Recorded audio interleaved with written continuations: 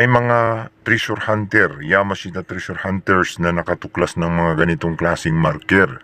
Sign ito ng Yamashita treasure.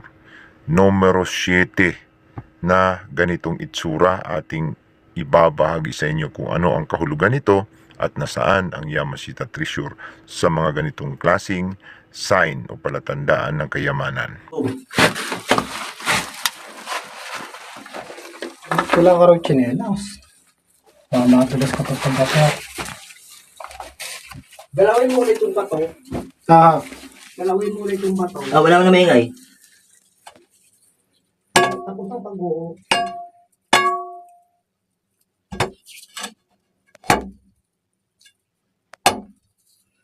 Wala naman eh.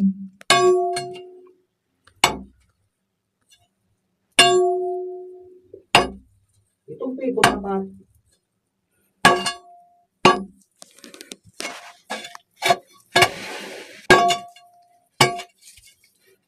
Dito yun, di ba?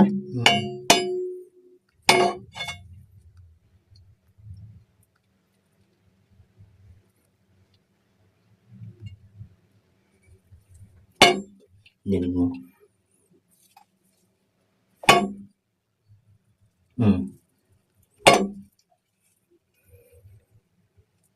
Wala. Tingin kayo galang naman yan. Sarado.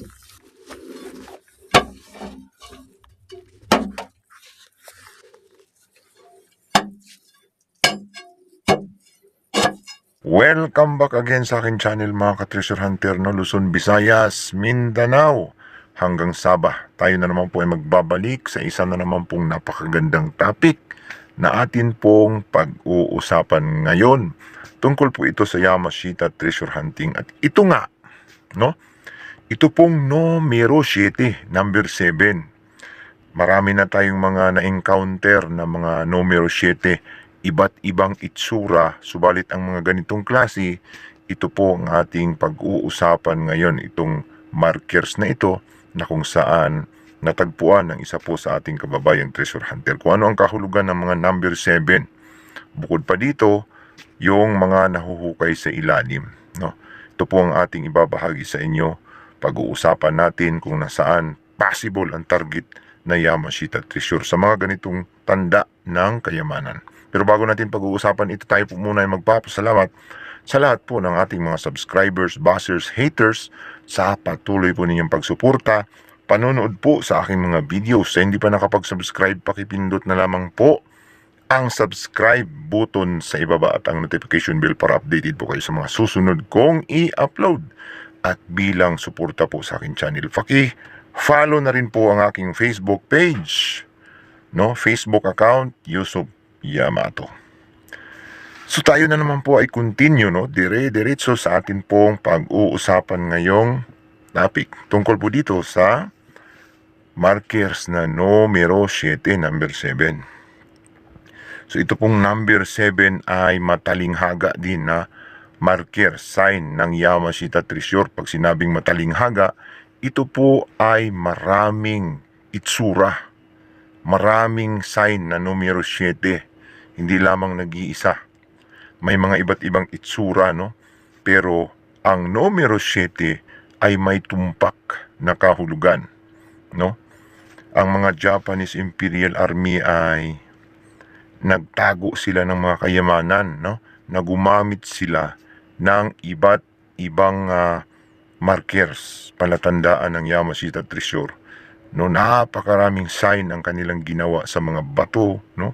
Mga punong kahoy, mga iba't ibang itsura ng mga hayop na kanilang inukit sa mga bato, at yung mga bato mismo kinurting parang mga hayop, no? Halatang ginawa ng mga kamay ng tao. Yun po ay palatandaan ng Yamashita treasure, no? Kapag nakakita tayo ng kakaibang bato, no, na halatang na-carve, no, ginawa ng mga kamay ng tao, halatang napakaganda ang pagkayari, no, man-made, yan ay siguradong may sikreto. Hindi yan pag-aksayahan ng panahon ng mga Japanese Imperial Army noong Second World War kung wala silang naitagong sikreto. Subalit, napakahirap nga lang tuklasin, hindi basta-basta na makita kagad ito. Kaya nangangailangan ng sapat na kaalaman, no, mga ideas para matukoy ang kinaroroonan ng Yamashita Treasure. Kaya ito ang ating ginagawa. Nagbabahagi tayo ng mga sign markers patungkol dito sa kayamanang itinago ng mga Japanese Imperial Army. So itong ating pinaka-topic ng pag-uusapan tungkol nga po dito sa sign markers na number 7, tumbok. Itong number 7 ay isa po sa tinatawag na burial site of Yamashita Treasure. Pag sinabing burial site, no, kompleto. No, may mga buto pa ng tao na nakasama minsan sa pagbaon sa Yamashita Treasure. Yan po ay isa sa aking karanasan kung bakit ko yan natuklasan, no? Ang burial site na ito ay minsan may makikita tayong number 7 na kurti ng punong kahoy. Kung hindi naman, number 7 inukit sa mga bato or number 7 na mga nylon, no? Nylon, mga damit na may number 7 or number 7 na mga plastics, no, na ginupit, mga nylons, mga plastics ang kanilang ginawang mga palatandaan. Hindi kasi nadudurog, natutunaw ang mga plastic sa ilalim. Minsan gumugupit sila ng mga ceramics, no, na purmang number 7 or plastics nga para bilang tanda, no, sa Yamashita Treasure. Kung wala yung mga bato, kinurting number 7. Yan ay maraming mga kababayan natin treasure hunter ang nakatagpo ng number 7 na mga bato. No? Pinurmang number 7. At marami, no? Maraming duplicate, pero isa lang ang kahulugan nito, number 7 lang talaga. Kahit marami kayong nakukuhang number 7, natatagpo ang number 7 lang talaga ito. Maliban na lang kung sila ay magkasunod-sunod, no, na nakaukit sa bato na 3 piraso, 2 piraso, yun yung mga iba yun, 77 na yun. Pero pag tag-iisa lang, marami kayong matatagpuan, 7 lang ang ibig sabihin ng number 7, nag-iisa lang na number 7. Subalit, ang number 7, ito ay official markers, no? Official pala. Yan po yung mga ginawa ng mga Japanese Imperial Army na related sa mga may rangko o ranking officials ng mga Japanese. Katunayan, yung nahukay namin na buto, no, na naka-letter X ay 7 piraso mga buto ng 7 colonels o 7 corporals, no, depende sa mga ibinaong officials. Subalit yung natagpuan ko ay 7, kung hindi ako nagkakamali, yun ay corporal, no, 7 corporals. Mayroon ding 7 colonel. Yun po ay mga tanda ng 7 pirasong Japanese Imperial Army na minsan isinama doon sa treasure sa pagbaon. Hindi ganun kalalim yung mga buto na yon. Subalit, ang treasure ay kumpleto pag number 7. Ayon doon sa natuklasan namin, ay may mga gold coins, no, mababaw. Yun ang mga mababaw na deposito sa number 7. Yung diamonds, no, ay hindi malalim, mababaw. Sa mga bato, nakahalo sa mga bato. Yung gold coins naman nakahalo sa mga banga, no, na durug-durug, mga durug-durug na buti, no. Yun ang mga palatandaan, durug-durug na plato. Yun ang nakuha na tanda ng gold coins. At parang septic tank na simento kwadrado sa ilalim na pinagtataguan ng gold bars. Yun ay nakuha ng isang engineer ng building, no? Ako ang humukay nun, subalit hindi ko maabot dahil malalim.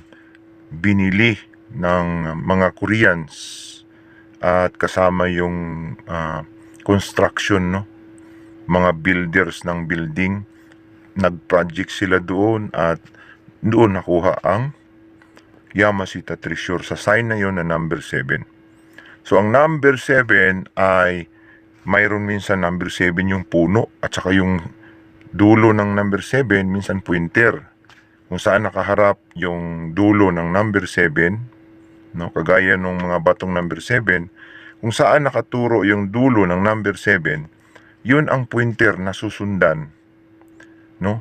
Kung nasa itaas siya, magiging guide siya ng direction o angle kung saan nagtuturo yung kanyang pointer sa number 7, yung dulo, doon ang Yamashita Treasure. Kalimitan nakaharap sa araw mula sa sign, no? Laging nakaharap sa araw talaga. So yung naka-X na mga buto at yung kwintas na number 7 yung pangalan ng tao ay nakuha ko yun, yung mapa na mayroong triangles na tatlong treasure, dalawang maliit at isang malaki yung nasa ilalim. So yung triangle symbolize as 3 treasures, no? Tatlong triangles, no? Tatlong nakalagay, tatlo din ang kayamanang ibaw, no? Gold coins, diamonds at gold bars. Number 7. At yung mga nakuha kong mga sign markers ay mga plastic na may nakalagay Lucky 7. At may nakuha din akong 7-up na old na buti. So ibig sabihin nakarating pala ay nakaabot pala yung mga 7-up nung panahon ng Second World War. No? Lumang-luma yung buti, makakapal. At nag-iba pa yung mga sulat. No? At mayroon din akong nakuha na sando na number 7. Ako ang nakakuha ng mga sign markers pero iba ang nakahukay ng gold bars. Yung kapitbahay ko siyang nakakuha ng gold coins, no? Ang nakuha ko lang mga antiques na mga banga, no? Pero nawala din kasi itinabi ko yun, may kumuha eh. No? Yung isa naman nabasag, nahulog, sayang. Hindi ko na ibenta yun. Nahulog kasi. Kala ko walang ano yun, walang value. Mahal pala yun kasi magandang design, antigo, no? Ibinaon ng mga Japanese Imperial Army bilang sign doon, no? Nakataob yun, no? Doon sa ilalim. 7 feet ko nakuha, nahukay. May mga bala pa ng baril at saka pipes, honsoy. May nakuha akong honsoy na ginamit siguro ng opisyal yun, no? Doon sa ilalim ko nakuha yun. At maraming mga buto-buto ng tao pag burial sites, no, na mga number 7. Yan ay katibayan, no, na ako mismo ang nakatuklas niyan.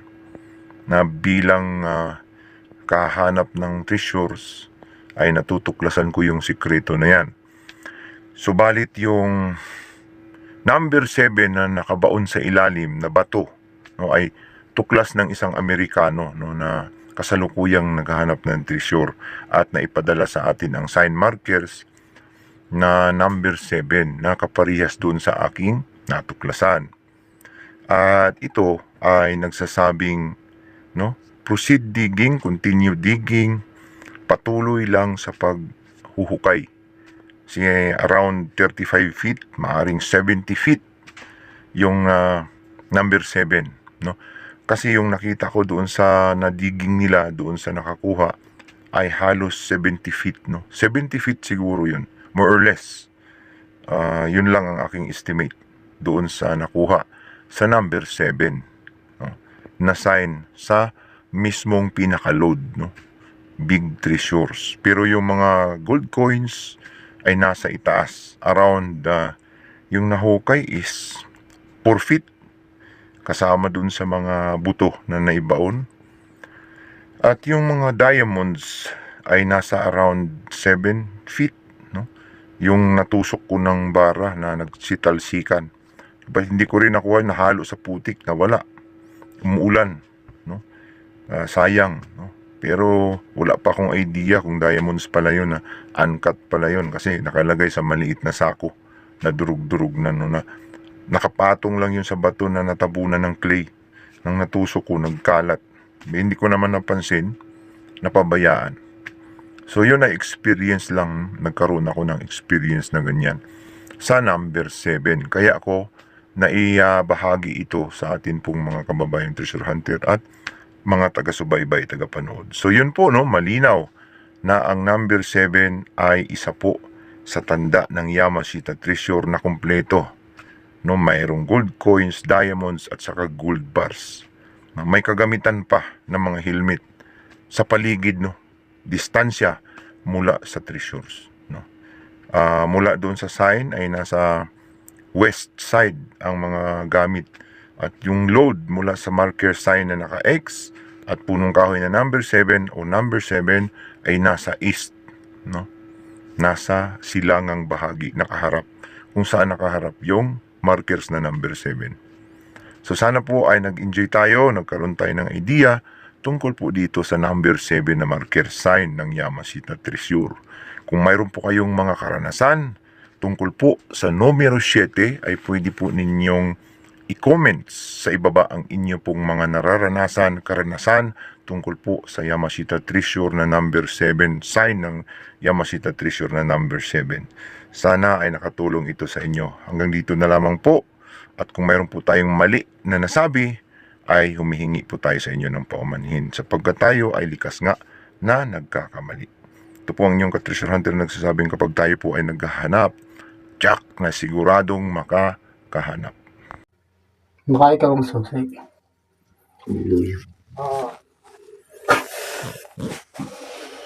Pero narinig mo kanina. Oo.